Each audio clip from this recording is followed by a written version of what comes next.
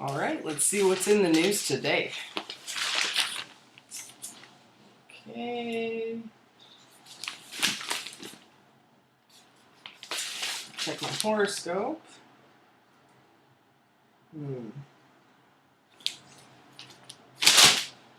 Summer's here.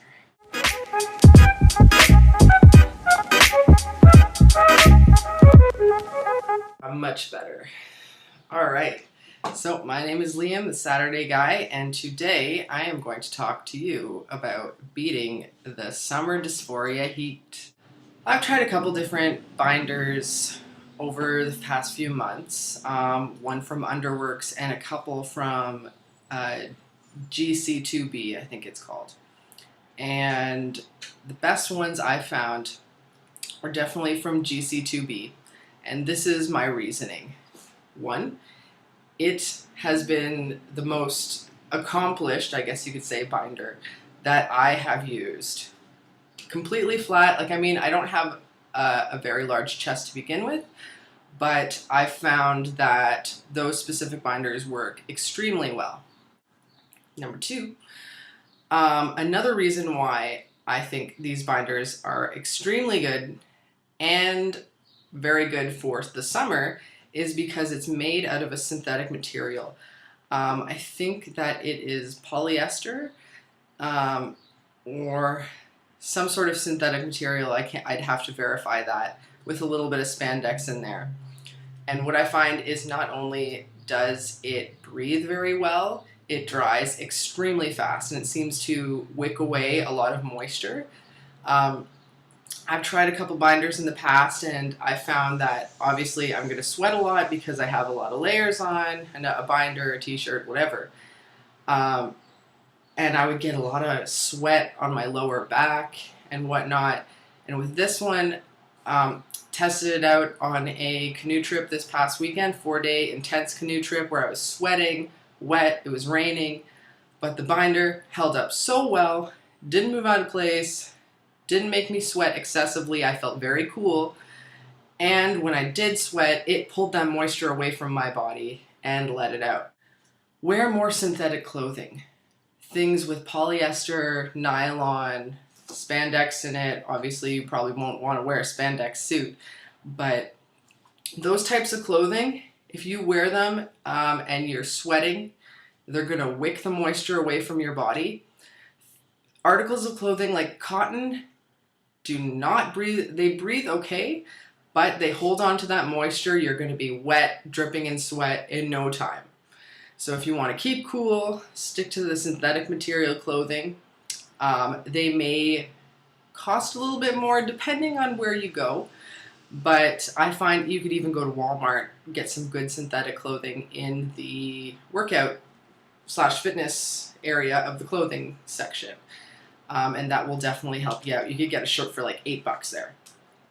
I really like the cut of muscle shirts because they cover the binder a little bit more, plus you get a lot of breathability in your arms and like armpit area.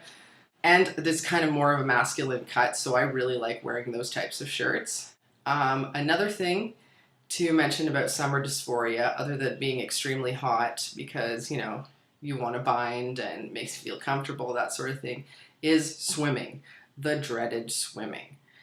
Now, a lot of trans guys shy away from swimming because they don't feel very comfortable going swimming. And another good thing about the synthetic clothing, the GC2B binders, or a binder that is made of synthetic material, is that you can wear it in the water and it will dry very fast. The only thing is, if you're going in a swimming pool, I would probably recommend maybe having a designated binder specifically for that, because I know the chlorine will eventually deteriorate the fabric over a long period of time. Like, obviously not within a summer, it's not going to break down on you, but you know, over the next couple years, it will aid in kind of destroying the material.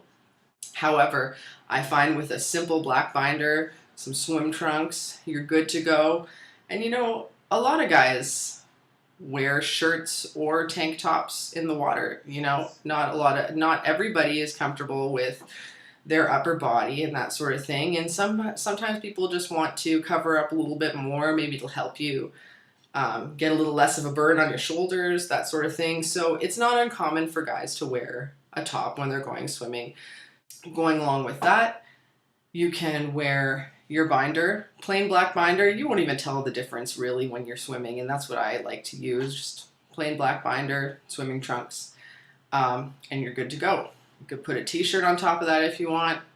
And like I said before, any of the synthetic materials in a t-shirt, any sort of active wear, that's going to dry a lot faster. So unlike wearing a big cotton shirt in the swimming pool or in the ocean, like, it's not going to be all weighed down and wet forever.